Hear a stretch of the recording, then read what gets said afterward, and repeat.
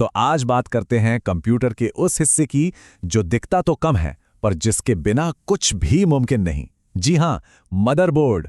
समझिए ये कंप्यूटर का एक तरह से सेंट्रल नर्वस सिस्टम है। वो जगह जहां पर सारे के सारे कंपोनेंट्स एक दूसरे से जुड़ते हैं, बात करते हैं और मिलकर काम करते हैं।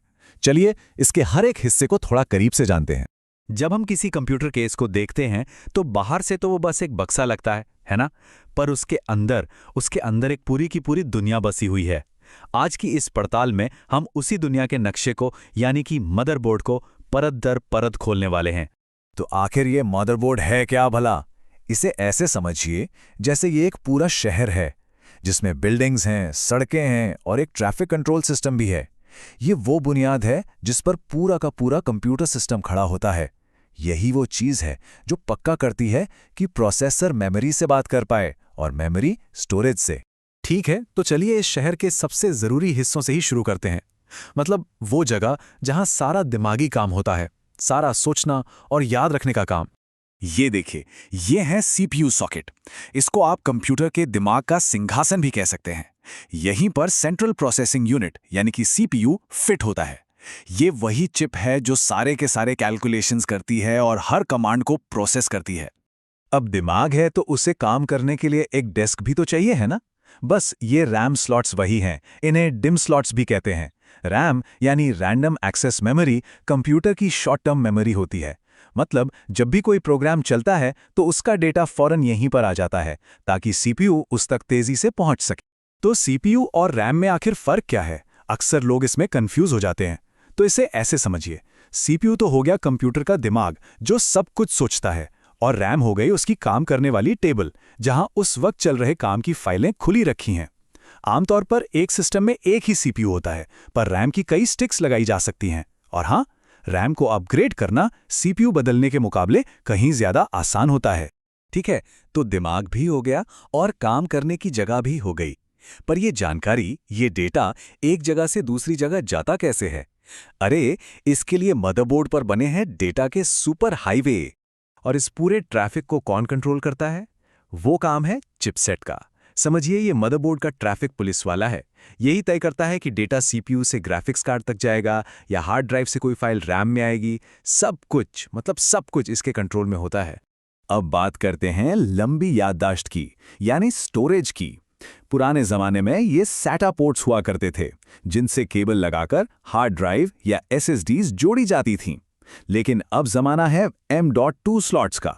इसमें तो SSD सीधे बोर्ड पर ही लग जाती है, कोई तार का झंझट नहीं। और स्पीड तो जबरदस्त तेज मिलती है। लेकिन मान लीजिए हमें अपने कंप्यूटर से कुछ एक्स्ट्रा काम करवाना हो तो, जैसे जबरदस्त गेमिंग करनी हो, उसके लिए हैं ये PCI स्लॉट्स। समझिए ये एक्स्ट्रा पावर जोड़ने के लिए हैं। इनमें आप एक पावरफुल ग्राफिक्स कार्ड लगा सकते हैं या एक बेहतर साउंड कार्ड, मतलब अपने सिस्टम को और काबिल बना सकते हैं। अब इतने सारे पार्ट्स तो हैं, लेकिन ये सब चलेंगे कैसे? इन्हें चाहिए पावर, बिजली। तो चलिए देखते हैं कि इस पूरे सिस्टम में जान कैसे फूंकी जाती है। ये जो सबसे बड़ा सा कनेक्टर दिख रहा है, ये है 24 पिन का main power connector. Power supply से जो मेन केबल आती है वो यहीं लगती है और पूरे बोर्ड को और उससे जुड़े हर हिस्से को बिजली देती है। और हमारा जो दिमाग है यानी सीपीयू, उसे तो बहुत ज़्यादा और एकदम स्टेबल पावर चाहिए होती है। तो उसके लिए ये एक अलग से 8 पिन का कनेक्टर दिया जाता है ताकि प्रोसेसर को बिना किसी रुकावट के लगातार पावर मिलती रहे। तो जैसे ही हम पावर का बटन दबाते हैं, मदरबोर्ड पर लगी एक छोटी सी चिप जाग जाती है। इसका नाम है बायोस या UEFI। ये सिस्टम का सबसे पहला प्रोग्राम है। इसका काम है सबसे पहले उठकर सबका हालचाल लेना। ये चेक करता है कि सीपीयू ठीक है, रैम लगी है, सब अपनी जगह पर हैं। इसी हेल्थ चेक को पोस्ट कहते हैं। जब इसे लगता है कि ऑल इज वेल, तब ये जाकर ऑपरेटिंग सिस्टम को जगाता है।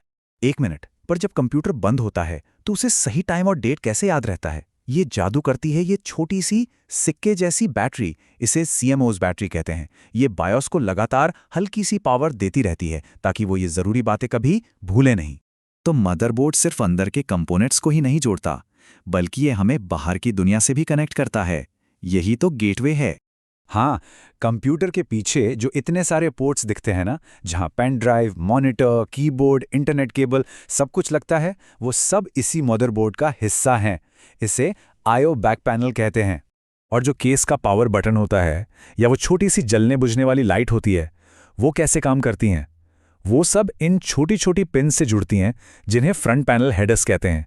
ये मदरबोर्ड को केस से बात करने में मदद करती हैं। अब इतना सारा काम होगा तो जाहिर है गर्मी भी होगी, और अच्छी परफॉर्मेंस के लिए सिस्टम का ठंडा रहना बहुत बहुत ज़रूरी है। तो जो कूलिंग फैंस होते हैं, उन्हें पावर यहीं से, इन फैन हेडर्स से मिलती है, जो मदरबोर्ड पर लगे होते हैं। तो हमने अलग अलग सारे ज़रूरी हिस्सों को तो देख लिया। अब फटाफट से ये समझते हैं कि ये सब मिलकर एक टीम की तरह काम कैसे करते हैं। तो चलिए एक नज़र में सब कुछ देख लेते हैं।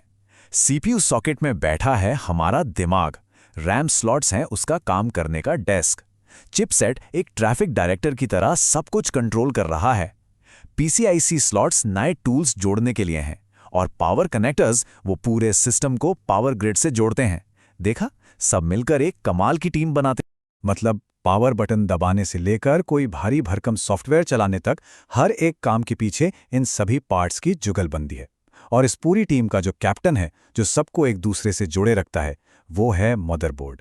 तो उम्मीद है कि मदरबोर्ड का ये पूरा नक्शा अब दिमाग में एकदम क्लियर हो गया होगा। पर कंप्यूटर की दुनिया तो बहुत बड़ी है, ये तो बस एक शुरुआत है। तो अब सवाल ये उठता है कि अगला पड़ाव क्या होना चाहिए, किस कंपोनेंट की गहराई में उतरा जाए? सोचिएगा ज़रूर।